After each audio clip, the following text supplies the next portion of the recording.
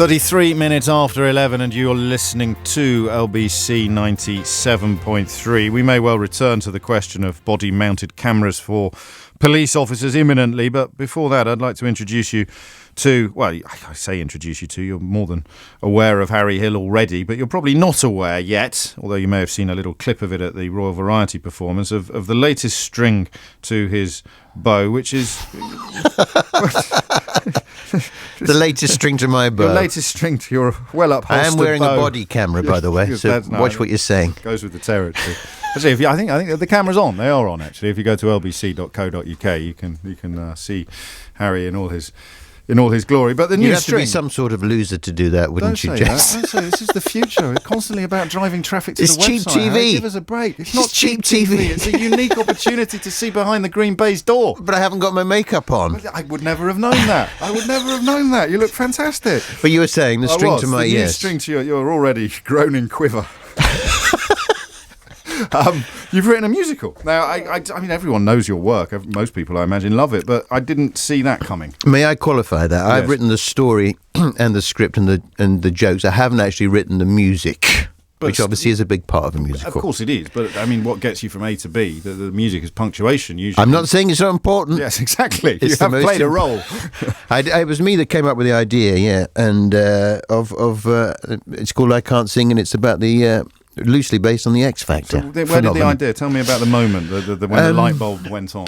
Well, I was watching the X Factor final a couple of years ago, and I noticed I had a can of lager in my hand, and I fell asleep. And in my dream, Sunita came to me and said to me that you must write a musical about my possible ex-partner, Simon Cowell. Was she bewinged? I mean, have you met Sunita before on shows? I've met her since. Okay. Yes, she's much smarter than you'd give her credit for, actually, and she's actually very funny.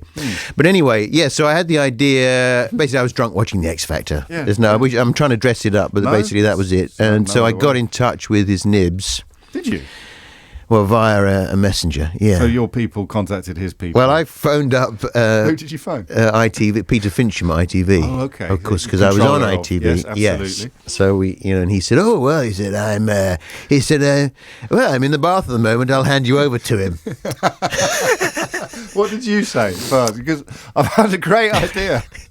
Well, sit down. You might want to sit down. There was this slight problem with it, even when I, see, I have a lot of ideas, right? And I write them down in the book. And most of the time I say, I only get as far as my wife with them. I say to my wife, how about this idea for a kid's toy, pie in the face? She says, yeah, okay, And I don't take it any further. Yes. But somehow this has managed to get through the various filters. And so he said, well, I'm seeing him next week. I'll mention it to him. Anyway, it turns out that he was a bit of a fan of the X Factor stuff we did on TV Burp. It was on before X Factor, so I think him, Louis and Cheryl used to sit in makeup and it would be on in the background. Wouldn't it? Because ITV in the background for an ITV show. So I think he trusted me to a certain extent with the jokes and my kind of encyclopedic knowledge of, because I basically watched every single episode of X Factor. Why? Well, for TV Burp. Well, that is because it's research for TV. It was research for TV. And how does that work? Because you're looking constantly for something that other people haven't noticed. Or I something. know. Yeah, you're not watching at what's going on. You're sort of watching what's going on in the background, or it's a different way of looking at things, and it's ruined my enjoyment of TV. But I'm sure it has, because you're constantly looking for something that you can turn into a. Yeah, and it's not just when I'm watching TV. If I'm watching a movie, really? I'm thinking, that lady's handbag looks a bit like a face. Yes. Or even if I'm on the bus. I'm thinking, look at that lady's shoes when she crosses her legs. They appear to be speaking to me. And you weren't like that before? Oh, well, I was a bit like that. I was going to say, the idea must have come from somewhere.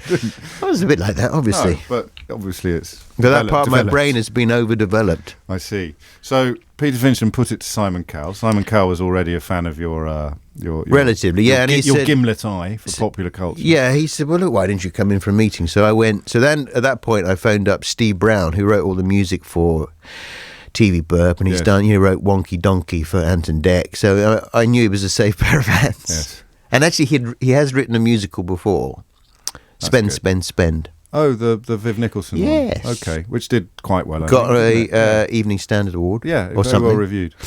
It was a good show. Yes. So, you know, she was one of the first pools winners and famously said, spend. We're going to spend, yeah. And So he had also form. produced, and he's also just produced this Laura and Vula album. Oh, really? Yeah, he's a bit of a Renaissance man. Eclectic taste.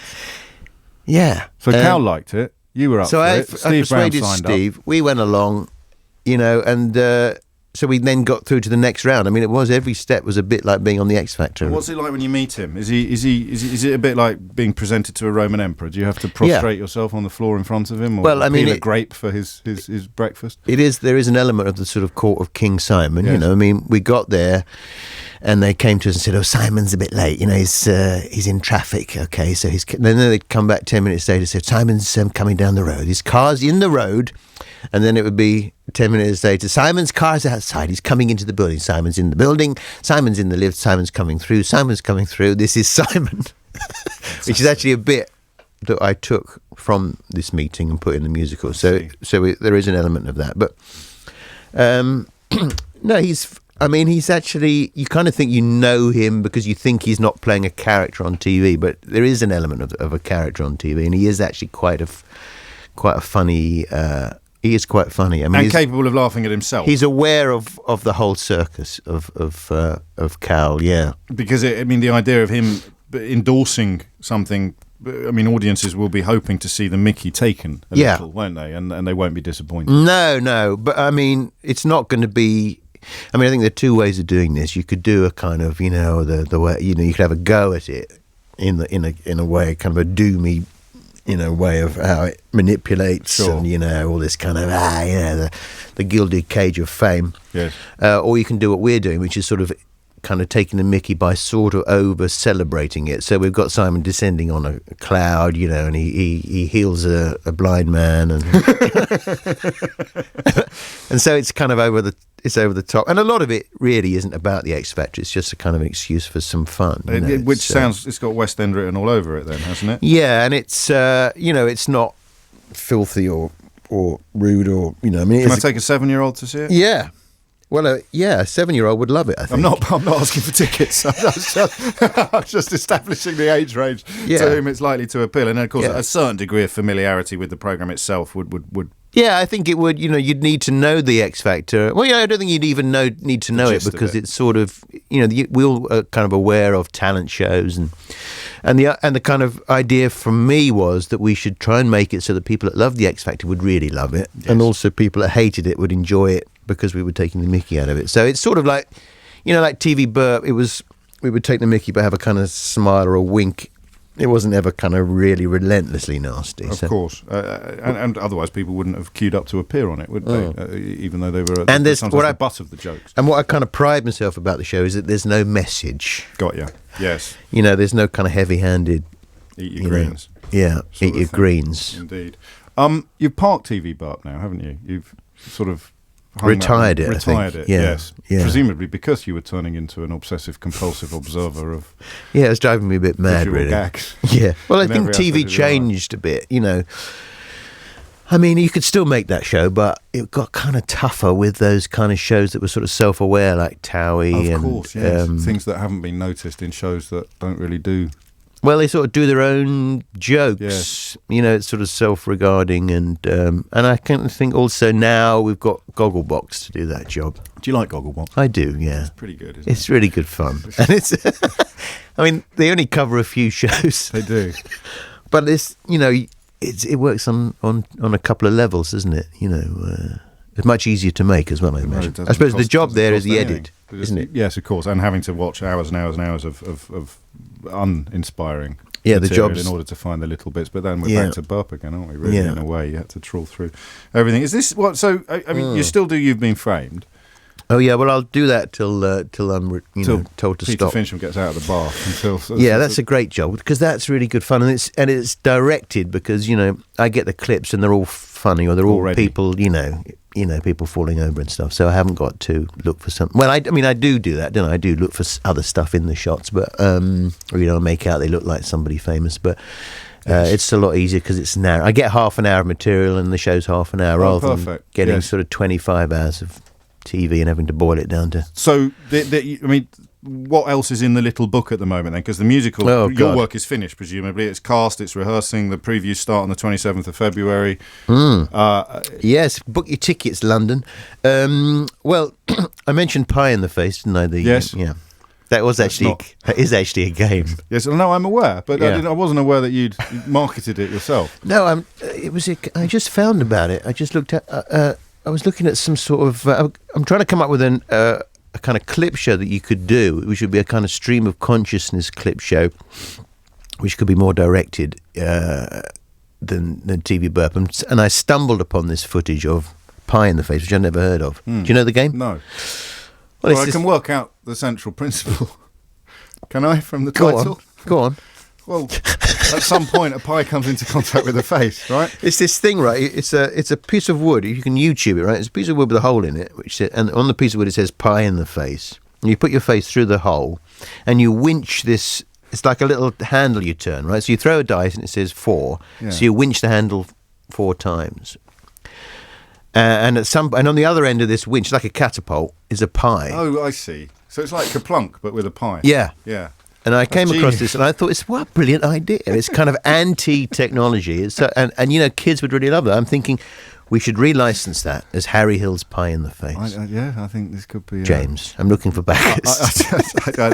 Yes, unfortunately I've got the rest of the show to do, but I'll definitely be in touch. Okay. And briefly, because we're late for the travel, Nigel Harman is playing Simon Cowell. I saw him as the Prince in Shrek. He's brilliant. Most people know him, of course, from EastEnders. The guy's got funny bones, hasn't he? Yeah. He's just got that certain, as you have in spades, but that ability to reduce a room to laughter by the it's a difficult gesture. one. We had to cast Simon Cowell. We needed someone who can sing really well, can act and be funny, but also is better looking than Simon. Yes. And younger, because that was one of the things. We had to choose a Simon that he liked. And how does it work now? I mean, how long is it booked for? Because there have been some 3 days shows that were expected to do brilliantly. If we can get 3 days out of it. But seriously, because the Spice Girls musical did not set the world on fire, and it was expected to in a way. Well, yeah, closed a little early. How long do you have before judgments are made on this? I really don't know. I think as soon as a musical opens, if no one goes, you lose money hand over fist and it has to come off. Straight away. But let's not dwell on Viva Forever. No, of course not. Let's dwell on the Book of Mormon, which is virtually impossible to get a ticket for. A very good show it is too.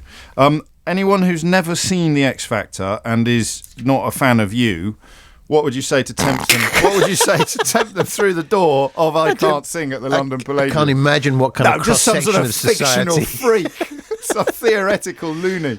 But what would you say? I mean, it's because there's a musical standalone. Yeah, well, one of the producers of the show is Dutch.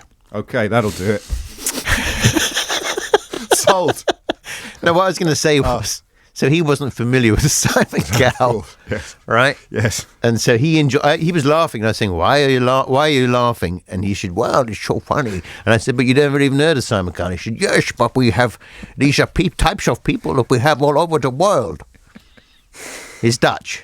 Yeah, he is Dutch. It's 11:47. Harry Hill, thank you. 27th of February, the previews begin at the London Palladium. Tickets securable through all the usual. I'm looking forward to the Irish pop duo Altar Boys. I think more than any other. Yeah, they're good. Altar they're wonderful. Boys. That's amazing. It's the best thing about certain types of humour is how close they go to it's plausibility, really. You could almost imagine Louis. Yeah, well, that's what we've had to avoid. We've got to, people said, is it beyond parody, The X Factor? Well, exactly, not quite. Not quite.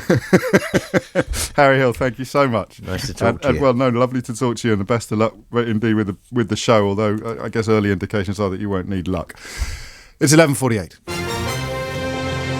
Joanne Webb is in the LBC 97.3 Travel Centre. Thanks, James. There's been an accident on the M25 clockwise. It's between junctions 10 at the 8th.